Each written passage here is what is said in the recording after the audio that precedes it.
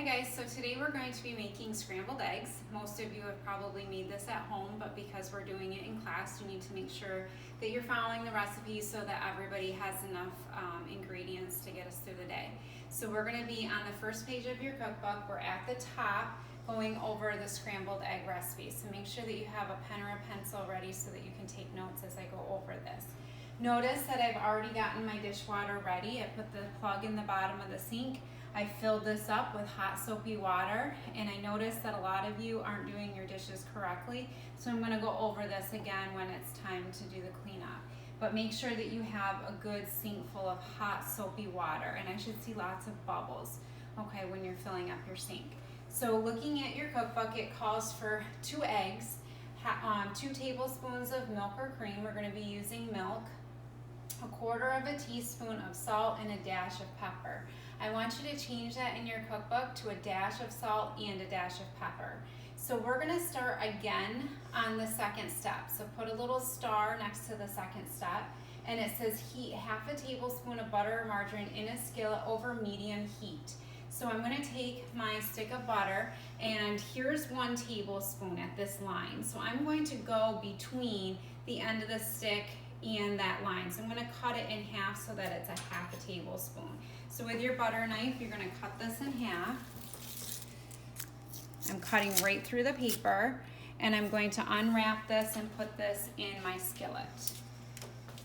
Okay, again, just like before with the French toast, my skillet's going to be on the largest burner. So I'm going to turn this on, and I'm going to go to medium to low heat. Okay, so as that's starting to melt, I can go back up to my first step.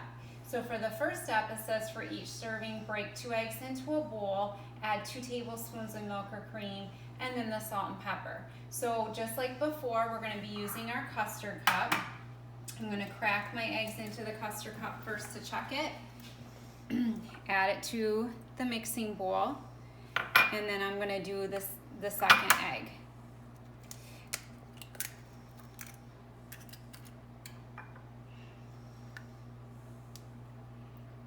And then your eggshells can get directly thrown away into the garbage when you are finished.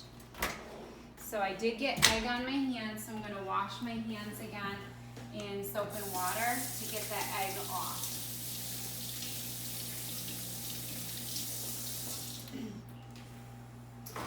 Okay, so next we're going to add our 2 tablespoons of milk or cream. And like we've talked about before, I want you to measure the small amount of the liquid over your custard cup in case you spill too much. So if it's in here, it's not a big deal. If it's in with your eggs, you're going to have extra milk in your eggs that you're not going to be able to get out. So we're going to slowly pour this in till we get to the top, and then I'll add it to the mixing bowl. If you do accidentally spill too much of the milk into your custard cup and you have milk in here, we're going to dump this down the drain. Do not put it back in the milk carton because you had eggs in here, and then you're going to end up adding some raw egg into the milk carton. So make sure that you just dump it down the drain. Next, we're going to add our salt and our pepper. So I said a dash of each. So you're going to eyeball these 2 ingredients. Okay, and then I'm going to beat this with a fork. So we're going to stir. It says in step number 1, mix with a fork, stirring thoroughly for uniform color. So I shouldn't see a difference between the milk and the eggs. I want it to be all the same color. And you will notice that the butter is melting nicely. My butter is just about ready. Okay, so I'm just going to pull this butter, push it kind of around the pan to get it so that it greases the bottom better. Okay, so this is going to make it so, again, your eggs don't stick to the pan. Okay, so this is ready. So I'm going to add my egg mixture to this pan, pouring the whole thing in. Now, when we were doing the French toast, it took a while to cook. This is going to take a lot less time because we have a thin egg mixture. We have a good surface area to cook our eggs. It's really not going to take very long. So we're going to take the spatula, and we are now on the last step, step number 3, and we're just going to move the egg mixture around the pan. Do this nice and gently so it doesn't slosh over the sides of your skillet. And it's going to start to cook, and you can see some of the egg is starting to cook already. Okay, and I'm just gonna keep pushing this egg mixture towards the center just because that's where the most heat is. And that's what's gonna make it cook the fastest. So with this lab, you're not gonna be able to do your dishes while this is cooking. You're gonna need to do all of your dishes after you are done eating for this food lab.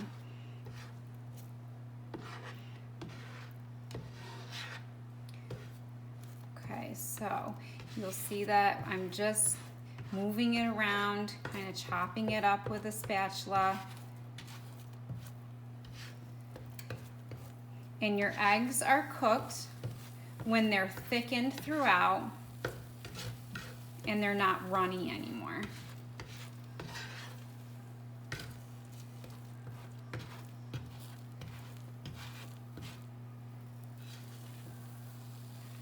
I'm just going to keep turning them over so that the top gets cooked too.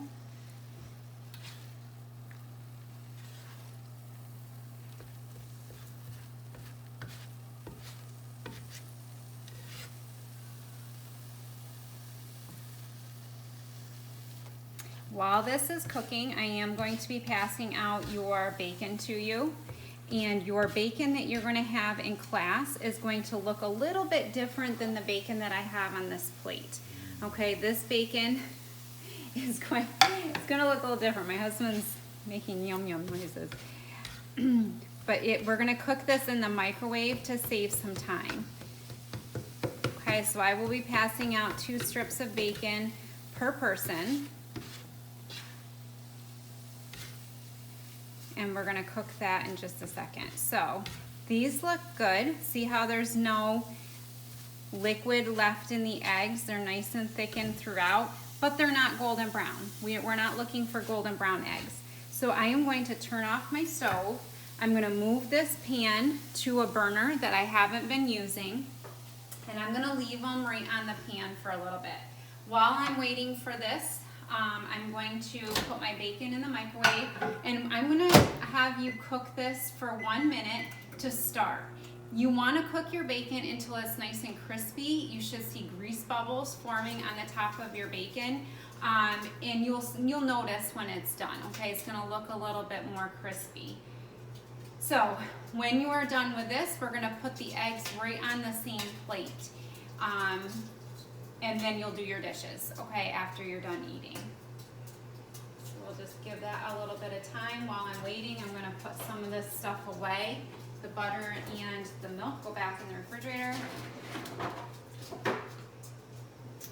All these dishes need to get washed, so I'm gonna add these to my hot soapy water. I'm gonna rinse this egg out of the bowl first and add it to my hot soapy water. Salt and pepper stay at your kitchen area.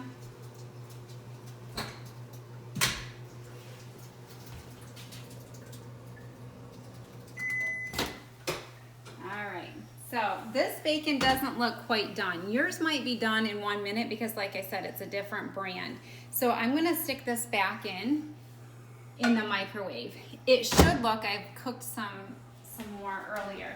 It should look like this when it's done. So mine actually took a little bit longer than a minute, but we're gonna start your bacon out at 1 minute, okay?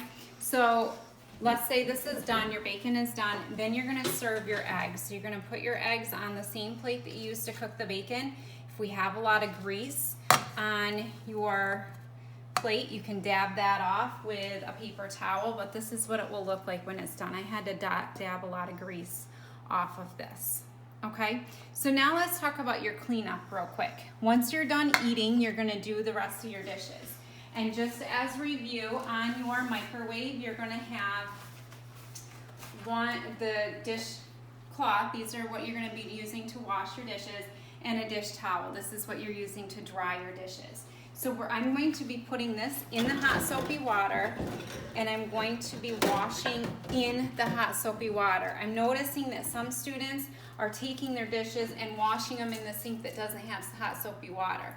Your hands should be submerged in the hot soapy water using the dishcloth to wipe all sides of the dish. Then we're gonna rinse this off, getting all the soap off your dish, and it goes directly in the dish rack. Do not put clean dishes in your sink. Your sink is dirty. Okay, so we want to try to keep them as clean as possible. So here's my fork, wiping it down, rinsing it off, and putting it in the dish rack. With a mixing bowl, I'm washing all sides of the dish with the dishcloth, rinsing it off. And then adding it to my dish rack. And I've got a knife in here. So wipe this down. And then my last piece of equipment here that I have in the water is my measuring spoon.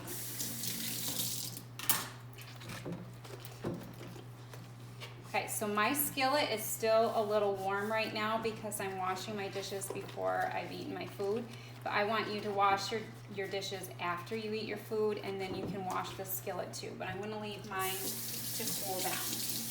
Okay, so this is my last dish. I'm gonna squeeze out my dishcloth, and then you're gonna need to wipe down your counter area. So I'm wiping all of this down before I add my clean dishes. So I'm wiping the counter.